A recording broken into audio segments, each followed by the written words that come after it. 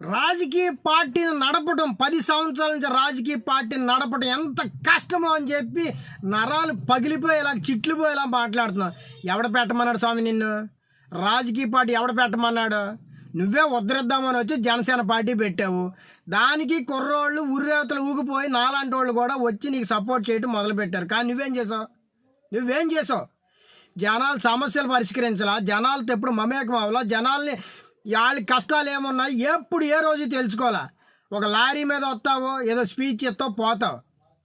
మరి నువ్వు ఎట్లా 10 సంవత్సరాల పార్టీ పెట్టి ఒక్క ఎమ్మెల్యేని గెలిపించుకుని ఆ ఎమ్మెల్యే కూడా నీ దగ్గర లేకుండా చేసుకున్నావంటే నువ్వెంత అసమర్థుడివి అర్థం అవట్లా నీకన్నా? ఆనాటి ఎన్టీఆర్ గారు పార్టీ పెట్టిన 9 నెలల్లోనే అధికారం చేపట్టి ఆంధ్ర రాష్ట్రాన్ని ఏలేరు ఆయన. మొన్న కేజ్రీవాల్ గారు అతి సామాన్యుడు ఒక అధికారి పార్టీ పెట్టి ఢిల్లీ పీఠాన్ని బద్దలు కొట్టి ఢిల్లీ పీఠం మీద కూర్చున్న వ్యక్తి కేజ్రీవాల్ గారు. నీలాగా ఫిలిం స్టార్ కాదు, నీలాగా రాజకీయ బ్యాక్గ్రౌండ్ లేదు, ఒక అతి సామాన్యుడు ఆయన. ఎట్లాగా? మీ అన్నయ్య కూడా 18 సీట్లు గెలుచుకున్నాడు కదా.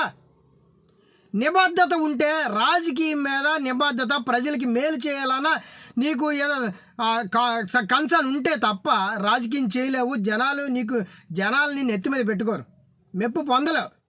నువ్వు ఇంత ఎదవ్వు అని తెలిసినా, నువ్వు ఇంత అసమర్థుడు అని తెలుసుక ఇంకా భుజాల మీద కాదు నేను నెత్తి మీద పెట్టుకు చూసుకుంటారు.